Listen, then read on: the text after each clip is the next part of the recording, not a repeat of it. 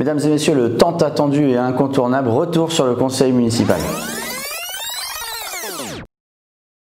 Comme d'habitude, je vais vous parler de quelques délibérations que nous avons passées en conseil municipal hier soir. Quelques délibérations dont j'imagine qu'elles peuvent vous intéresser par leur contenu. Avant tout, je voulais vous dire aussi que en introduction, je me suis permis, au nom de tout le monde, de tous les habitants de Fèche-Tuménil, d'adresser mes hommages et mes condoléances, mon soutien à l'ensemble des Watinisiens et Watinisiennes. Vous le savez, vous ne le savez peut-être pas, mais le maire de Wattignies est décédé dans des circonstances accidentelles et dramatiques il y a peu, et donc c'était le moment de faire un petit focus sur ce personnage qui était Alain Plus, qui était vraiment un homme sensible, un homme honnête et franc, avec lequel on pouvait travailler. C'est quelqu'un, quand il vous disait oui, c'était oui, quand il vous disait non, c'était non, mais vous saviez sur quel pied danser. Donc voilà, j'avais à cœur de le refaire une dernière fois au moment officiel de ce conseil municipal, et de féliciter Frédéric Faucompré, qui est donc le nouveau maire de Wattignies et qui est un commerçant de la ville de Fèche-Tuménil. On le connaît assez bien, donc courage à lui pour cette dernière année de mandat, et il arrive en tant que maire dans des circonstances tout de même particulières, donc bon courage à lui. Alors, le conseil municipal de la ville de Fèche-Tuménil, quelques délibérations dont je vais vous parler. Nous avons reconduit l'opération, la distribution des cannes anti-vol, qui avait bien marché l'année dernière, puisque quand on avait ouvert les inscriptions, les 200 cannes de volant avaient été réservées dans les 2 jours. Donc cette année, on le refait, on avait dit que si ça fonctionnait, on le referait. Et nous avons remis la même somme que l'année dernière au budget, sachant que l'année dernière, comme c'était un test et que c'était plutôt en fin d'année, on n'avait pas dépensé l'ensemble de l'enveloppe. C'est donc 10 000 € qui sont mis à l'enveloppe de cet achat de cannes anti-vol pour une quantité certainement avoisinant les 300. Nous referons une communication au moment des inscriptions, de l'ouverture des inscriptions, même chose, internet, smartphone ou passage directement au poste de police pour remplir un petit papier pour être dans les 300 premiers pour avoir sa canne de volant. Et puis un petit mot simplement sur les vols de voitures. Ils sont passés à, il y en a eu 69 l'année dernière sur la ville de Fèche-Tuménil. On est d'accord, c'est toujours 69 de trop, bien évidemment, mais c'est quand même je pense, comparé au vol de voitures des années précédentes. L'année dernière, il y en avait, en 2023, pardon, forcément, on allait toujours les chiffres à l'année N-1. Donc en 2024, il y en a eu 69, en 2023, il y en avait 78. Et si je compare à une période avant le Covid, puisque c'est quand même plus facile de se fier à ces périodes-là, puisque vous savez que les premiers confinements, deuxième confinement sur l'année 2020-2021 ont quand même eu un impact sur la délinquance. Il y en avait en 2018 89 vols de voitures en 2018, 69 vols de voitures l'année dernière. Je ne dis pas que les cannes de volant sont la réponse à tout, je dis juste que lorsqu'un voleur veut s'en prendre à votre voiture, il veut être rapide et discret, et que la présence d'une canne de volant peut le dissuader. Mais encore une fois, ça fait partie de tout un arsenal qu'on a mis en place sur la ville de Fèche-Tuménil pour éviter ces choses-là. Donc on le refait. L'opposition n'a pas voté pour, tant pis, je pense que votre tranquillité ne les intéresse pas beaucoup. Nous avons passé une convention pour le centre de supervision urbain. C'est la pièce dans laquelle on visionne les caméras de vidéosurveillance de la ville de Fèche-Tuménil. Le CSU, Ronchin est en train de construire le sien, et ils nous ont proposé de nous associer pour avoir un CSU mutualisé. Ce qui est une très bonne idée, d'ailleurs je les en remercie, puisque nous avons une police municipale intercommunale de nuit qui est déjà aussi mutualisée, qui tournait d'ailleurs hier soir. Et donc il était logique que Ronchin nous fasse cette proposition, ce qui leur permet de faire une dépense qu'ils n'auraient pas, qui aurait été bien supérieure s'ils avaient eu à le faire tout seuls, puisque nous, elle est déjà installée. Et ce qui nous permet à nous, ville de Fèche-Tuménil aussi, de pouvoir améliorer nos équipements de par cette nouvelle action avec Ronchin à un coût moindre, puisqu'il ce sera aussi des frais qui seront partagés. Donc quelque chose qui va dans l'intérêt vraiment et de la ville de Ronchin et de la ville de Fèche-Tuménil. L'opposition ne l'a pas voté non plus, ce qui est dommage, puisque les caméras c'est quand même un de leurs sujets favoris, et quand on travaille pour les améliorer le système, ils ne le votent pas non plus. Nous avons passé la convention avec l'île 3000 dans le cadre de Fiesta. Fiesta, c'est le nom de l'opération l'île 3000 de cette année. Ça va être la fête, on va bien s'amuser. Vous allez avoir un programme qui va s'étaler sur une partie de l'année à partir du mois de mai. Il va en avoir pour les enfants comme d'habitude, il va en avoir pour les adultes. On va bien faire la fête. Et puis le point d'orgue, il va y en avoir deux, hein. Il va y avoir Marcel et son orchestre le 12 juillet à la salle Jacques Brel, et puis aussi, un peu avant ça, le 5 juillet, il va y avoir les fanfaronnades.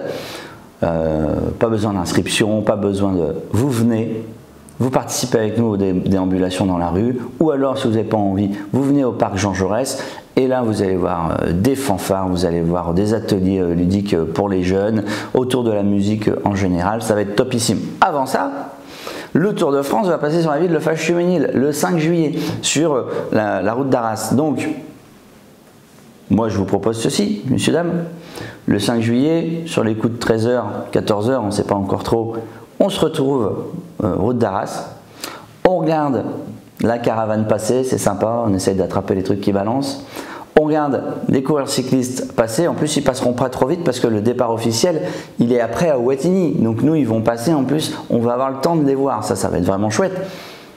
Et puis après, eh ben, on va faire les fanfaronnades sur le reste de l'après-midi, notamment au parc Jean Jaurès, et on va lui donner un aspect vélo. Il y a 2 ans, on avait fait gagner un vélo que Auchan nous avait offert, et donc on va certainement refaire la même opération. Donc venez, en plus, c'est pas impossible que vous gagniez un vélo, c'est génial.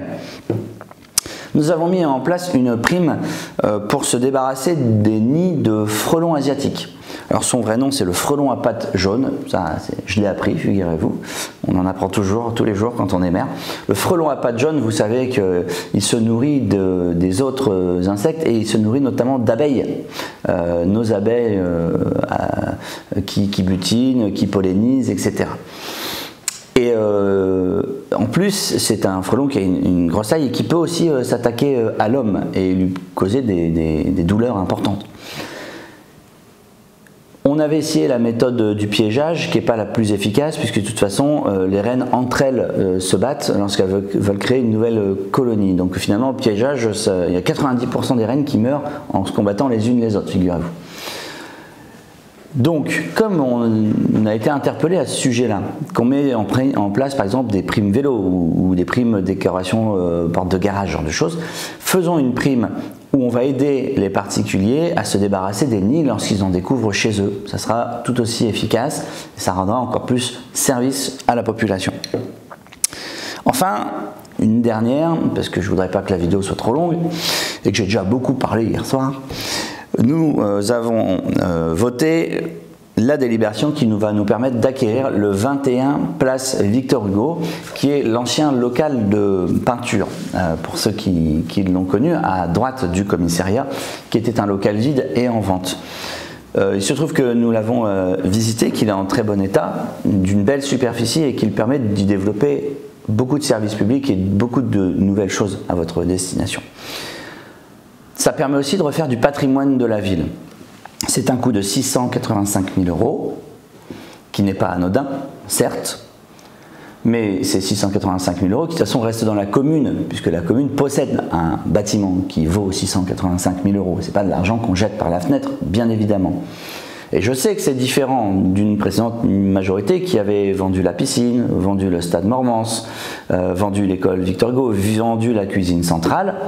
Eh bien, une ville, pour qu'elle se porte bien, il faut aussi qu'elle ait du patrimoine. Et donc, on n'a pas laissé passer cette occasion, bien située sur la place Victor Hugo, pour y développer 2 projets que nous avons en tête pour l'instant, mais vu la superficie, il y aura certainement d'autres projets qui pourront aussi accoler.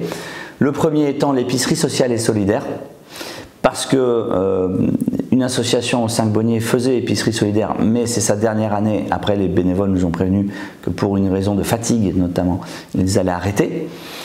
Donc c'est important d'avoir ces structures d'épicerie sociale et solidaire sur la commune. Et puis une deuxième structure qui serait une maison communale de santé, qui est un système qui se développe un petit peu partout en France, qui fait que c'est pas juste une mairie qui met des locaux à disposition pour une activité de médecin généraliste en libéral, mais c'est la mairie qui recrute les médecins, donc qui les paye. Et après, la mairie, pour que ça soit équilibré financièrement, c'est elle qui touche le tarif de la consultation lorsque vous passez devant le médecin avec votre carte vitale. Donc c'est un système qui nous semble très cohérent, très efficace, qui en plus, au fur et à mesure du temps, est équilibré pour la ville. Il y a une mise de départ, mais après, forcément, comme on touche les consultations, Une fois qu'il y a les médecins, une fois que les rendez-vous se prennent, bon, forcément pour la ville c'est neutre. Et on fait ça parce qu'on a été aussi beaucoup interpellé sur les manques, le manque de médecins généralistes sur la commune. Beaucoup ne prennent plus de nouveaux patients. C'est très compliqué d'avoir des rendez-vous et d'autres vont dans peu de temps partir à la retraite. Et donc l'idée lorsqu'on gère, lorsqu'on gouverne une ville, c'est d'anticiper les besoins. C'est pas de se retrouver avec un problème en se disant « Ah mince, si j'y avais réfléchi avant, peut-être que j'aurais pu trouver une solution. » C'est pas ça notre rôle, c'est d'anticiper l'évolution de la ville. Là, on sait qu'il va y avoir un besoin. Donc, on vous propose d'amener ce nouveau service sur la ville. Et en plus, on va être vraiment sur les limites de la pollution au plomb, ce qui va nous permettre de développer aussi toute la pédagogie, tous les dépistages qui peuvent se faire sur la contamination au plomb éventuelle dans ce quartier-là. Donc, c'est deux projets auxquels nous tenons beaucoup, qui n'ont pas été votés par notre minorité, estimant certainement qu'il n'y avait pas de besoin en solidarité ni de besoin en santé, ce qui est aussi là très dommage puisque c'est un constat qui est relativement partagé par les habitants et par les professionnels de santé. Voilà, ça a été un conseil long, ça a été un conseil très intéressant. On essaiera peut-être de vous faire quelques petites comment on appelle ça, quelques petites captures de certains moments, découpages de certains moments qui étaient particulièrement intéressants. Vous avez un gros programme qui vous attend, le prochain c'est fin juin.